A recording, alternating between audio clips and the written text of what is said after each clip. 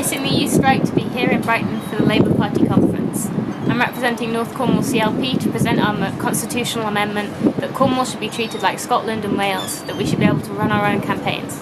It's a bit of a contentious issue, but I'm giving it a crack. I will now invite CLPs to move their constitutional amendments. Does the delegate from North Cornwall CLP wish to move their amendment on a devolved Cornish Labour Party? Please. I'm Indigo Haynes. I'm Youth Delegate for North Cornwall CLP. I'm 15 years old. This is my first time at conference.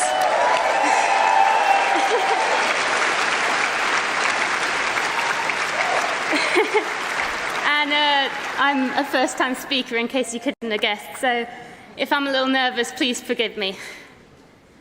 Cornwall is one of the poorest regions in Northern Europe. We qualify for EU funding similar to that given to Romania and Bulgaria, and we are crying out for a socialist government.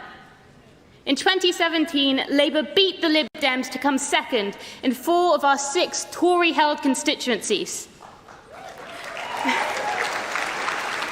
2 of those are now key target seats, and we will win them at the next election. Cornwall Council is one of the largest unitary authorities in the country. It has an annual budget of £1.2 billion. And which party holds the largest number of seats? You guessed it, the Tories. Typical. In Cornwall, we want to change that, and we will. We just need a little help from you.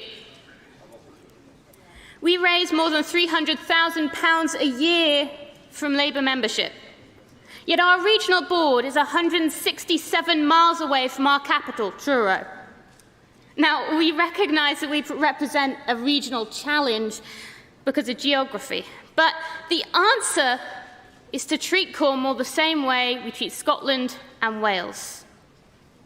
If we got just half of what we raise in membership, we could employ 2 full-time organisers and set up a Labour Party campaign office within Cornwall itself to fight for the most vulnerable in our society. Sorry to cut you off, but you're finished now. For the many, not the few, I move this constitutional amendment.